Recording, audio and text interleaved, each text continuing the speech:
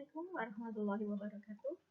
Bertemu lagi dengan saya, Puspita Dewi Wilaningrum di mata kuliah Akuntansi Perusahaan Dagang. Untuk pertemuan kali ini, kita akan coba bahas mengenai operasi perusahaan dagang. Bagaimana perusahaan tersebut berjalan. Jadi, perusahaan dagang itu memiliki karakteristik tersendiri, beda dengan perusahaan jasa. Perusahaan jasa, kalau yang sudah kita pelajari di mata kuliah di akuntansi perusahaan jasa, itu kegiatannya hanya menghasilkan pendapatan yang dikurangi dengan beban-beban operasi, misalnya beban membayar listrik, kemudian beban ongkos perjalanan, seperti itu. Nah, ketika dikurangi nanti hasilnya akan mendapatkan laba neto. Jadi hanya dua hal itu saja, dua transaksi itu saja, hanya mendapatkan pendapatan, bisa uang cash atau kredit dari pembeli, kemudian dikurangi dengan biaya-biaya yang telah kita keluarkan. Nanti akan kita dapatkan laba netonya. Oke, itu untuk perusahaan jasa sekilas ya. Sedangkan untuk perusahaan yang akan kita pelajari adalah perusahaan dagang. Perusahaan dagang ini ada klasifikasinya berbeda dengan perusahaan jasa. Jadi di perusahaan dagang kita melakukan penjualan.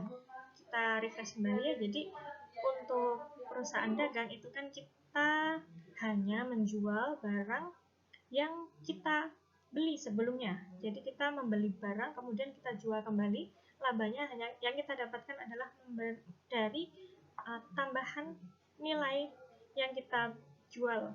Jadi barang yang kita beli tadi misalnya harganya 100, kita tambahin 50, kita jual 150. Laba kita berarti 50 dari hasil tambahan itu. Kita tidak melakukan perubahan apapun dalam barang kita. Nah, itu disebut penjualan. Nanti uang yang kita dapatkan, tadi 150 itu masuknya ke bagian penjualan, kemudian dikurangi oleh bahan pokok penjualan atau istilah lainnya harga pokok penjualan, singkatnya HPP. Jadi harga kita saat beli tadi 100 kan tadi harganya ya. Jadi 150 dikurangi 100 tadi. Maka selisihnya tadi adalah laba bruto. Masih bruto, masih kotor. Itu kita perlu kurangi juga dari misalnya kita ada beban usaha. Misalnya kita perlu ongkos kirim untuk mengirimkan barang tadi, kita kurangi. Kita ada pengeluaran untuk listrik, maka kita kurangi. Maka nanti setelah beban-beban semua kita kurangi, kita akan memperoleh laba neto. Seperti itu. Nah, selanjutnya dalam akuntansi perusahaan dagang itu ada beberapa metode untuk persediaan. Jadi untuk perusahaan jasa jelas tidak ada persediaan ya. Jasa itu kan barangnya tidak nyata. Sedangkan untuk metode untuk akuntansi dagang itu kan barangnya kelihatan jelas ya. Jadi ada persediaannya. Jadi biasanya kita beli dari kulaan, tidak mungkin ya kita membelinya cuma satu untuk dijual satu. Biasanya kita sekalian beli banyak, kemudian kita jual. Kita jualnya kan bisa satu per satu seperti itu. Maka akan muncul persediaan. Nah, mencatat barang-barang persediaan itu ada dua macam juga caranya. Yang pertama ada periodik, yang kedua perpetual.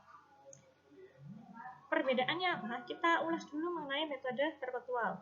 Nah, metode perpetual ini, setiap pembelian dan penjualan barang dicatat dalam akun persediaan dan akun harga pokok penjualan.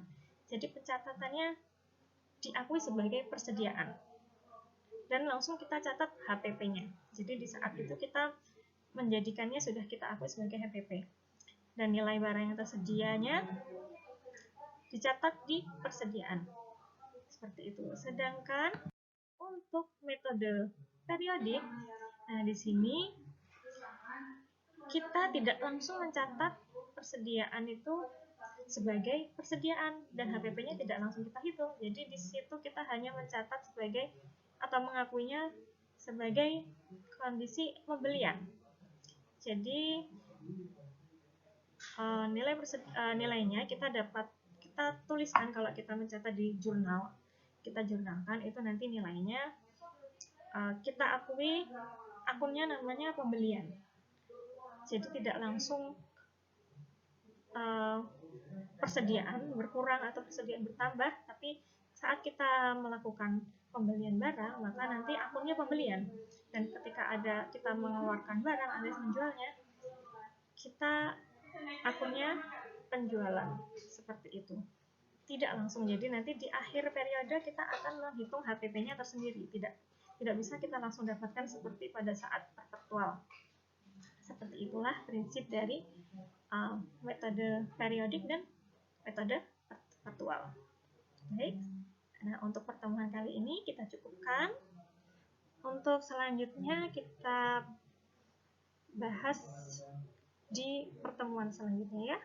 Sekian dari saya. Wassalamualaikum warahmatullahi wabarakatuh.